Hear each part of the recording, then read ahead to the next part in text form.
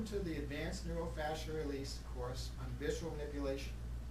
Before taking this material, it's assumed that you've taken the NeuroFascial Release course and are familiar with how to recruit strains, identify release points, and general strain patterns. For the patients, we'll assume that you've already done your diagnostic evaluation, removed underlying causes, and are now ready to approach the viscera. I do not intend this course to be an extensive anatomical review of the viscera. You can get that information from any of the wonderful anatomy books that we have. But basically we're trying to point some ideas out to you how you can approach visceral pathology. The diagnosis is the most important. How you correct it is based on NeuroFascial release paradigm, direct or indirect treatment, or whatever you find makes the correction for you. This is simply a course of ideas. I am not intending any of this material to come to specific therapeutic or diagnostic conclusions on individual patients. That's for you to do. And this material does not replace the usual course of taking history, performing physicals, to determine what you're going to do with an individual patient. So, we'll begin with our format. We'll review some anatomy.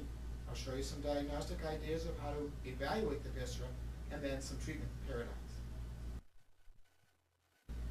First, we're going to talk about the esophagus and the stomach. We'll talk about the anatomy first, and then we'll demonstrate a procedure for you to diagnose peristaltic wave as it goes through the esophagus to the stomach, what's happening at the esophageal hiatus, and what's happening with the stomach. Our next organ is the esophagus and stomach. We have a long tube that starts up in the throat, goes through the esophageal hiatus of the diaphragm, and then goes into the stomach. And with a hand at the throat and a hand over this area, you can pull the esophagus up and down, rotate it, turn around to feel how the tension is at your esophageal hiatus. There's a little reduplication of fascia there called the Schatzki's ring, and if that's incompetent, you will feel the stomach sliding up through the diaphragm as in a hiatal hernia. You can consider esophageal strictures or a spasm and make appropriate corrections in that area. Some of these may need surgery, some of them may well correct. And then you can also palpate and see where that stomach is lying. After a big meal, it may lay down in the pelvis. But you have your greater curvature, your lesser curvature, going into your pelvic valve and into the duodenum. This is a long tube, and you can hold one end and feel all the way through. If you have the patient swallow, as we'll discuss in the demonstration, you can follow that wave all the way down into the stomach. To work the esophagus and stomach, we have a long handle called the esophagus that goes into the stomach. And we put a hand where the stomach will be and a hand up in the esophagus and feel between the two hands to make our diagnostic evaluation.